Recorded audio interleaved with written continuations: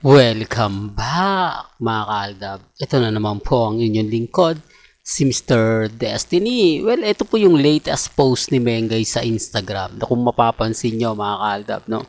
Parang nire-post niya lang ang ipinost. Ito yung ebidensya at resibo mga kaaldab na talagang basag na naman po ang mga R-main at main fanatics. Kasi ini-expect nila mga kaaldab na iba yung ipopost ngayon ni Mengay. Ipopost ni Mengay yung video na sa Coldplay sila ni Congressman Arjo. Wala.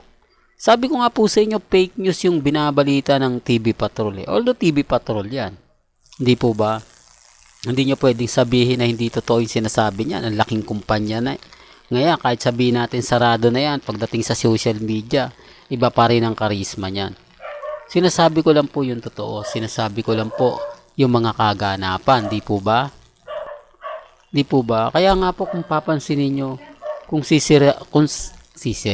titignan nyo at sisilipin po ninyo, makikita ninyo yung pagkakaiba ng Aldab Nation sa Armain. Di po ba? Ang Aldab Nation, napakaraming update, napakaraming ganap, napakaraming mga kaganapan. Ibig kong sabihin, mas lamang pa rin po kami. Kahit sabihin nila na kulto, delulo, paasa, may yan pa rin kami, may kaganapan pa rin po kaming ipapakita. Hindi po tulad nila.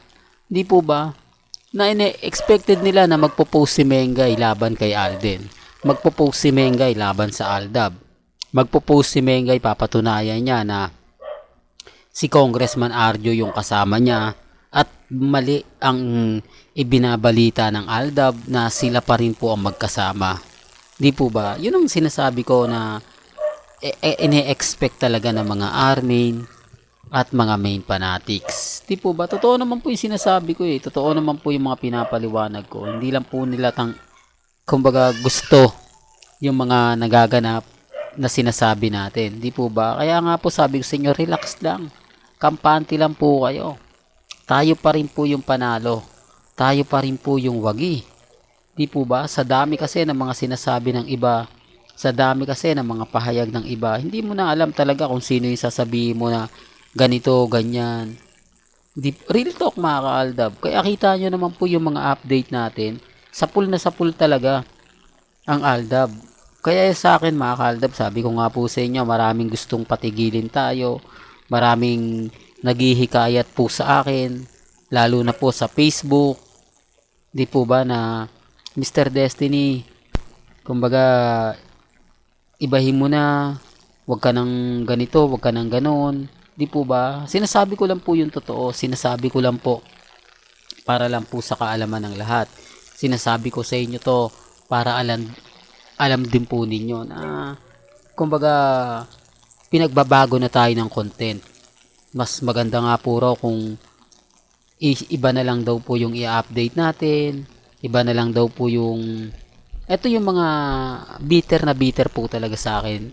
Sabi ko nga po sa inyo kung batikusan lang po o mga issue lang, hindi po talaga sila mananalo sa atin. Sabi ko nga kung magdebate, may isang Aldab Nation na i-interviewin, may isang Aldab Nation ang, kumbaga, bukod po kay Madam Mila, di po ba sa mga ibang Aldab Nation, kung ebidensya at resibo lang po, talo lang po sila eh. Kasi sa akin, ang ipapakita natin actual, ipapakita natin mga dokumento, mga resibo, di po ba, na hindi siya live. Kasi ang sasabihin lang nila, ano lang yan eh, yung para sa mga fans. Kumbaga, acting lang yan, di po ba? Kumbaga, halimbawa katulad po sa Broadway.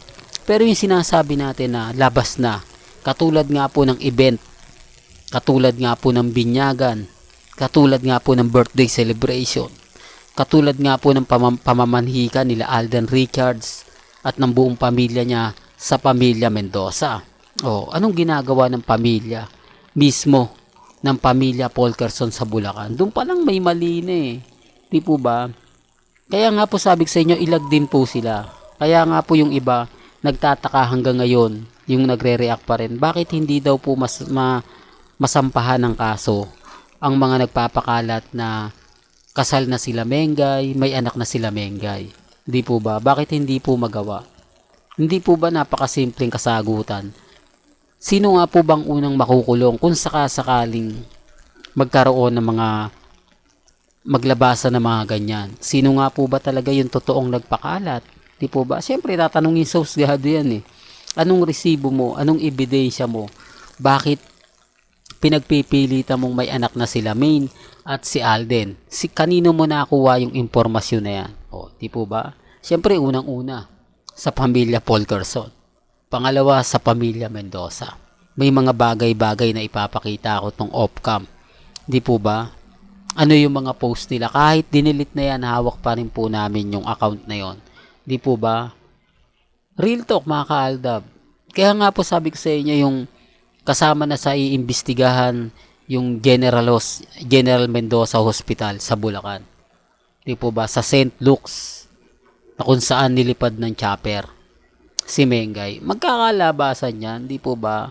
At bakit nga po ba sinabi ni Madam Ruby Rodriguez na at ni Pia Guanyo na hinay-hinay lang Mengay, baka mabinat ka. LBM, nakakabinat po ba yung LBM? At bakit inabot ng 1 linggo kung LBM lang? Ang pagkakaintindi ko dyan, 3 days lang. Di po ba? Bakit galing ka ng St. Luke Hospital, inilipat ka sa General Mendoza Hospital? Anong rason nun? Pero kaya ng sinabi ko, mahirap pong ipilit yan. Di po ba? Pero ang punto ko ron, hindi nila po pwede tayong kasuhan. Hindi nila tayo pwedeng sabihin na fake news kung galing naman po sa pamilya nila. Kung galing naman po kay Nanay Dab, kay Tatay Dab, at kay Daddy Bay. Di po ba? Walang tatawag ng balae ang isang taong katulad ni Tatay Dab kung hindi totoo, nirerespeto at ginagalang. Di po ba? Although sabihin natin na nagbibiro siya doon, nung mag-guest siya sa Itbulaga, nagbibiro siya. Pero yung exclusive event, hindi mo kailangan magpatawa, hindi ka komedyante. Di po ba? Pag sinabi ko yan, medyo alam ko komedyante, nagpapatawa lang sa harap ng camera. Di po ba? Pero gaya ng sinabi ko, wala pong pilitan ha.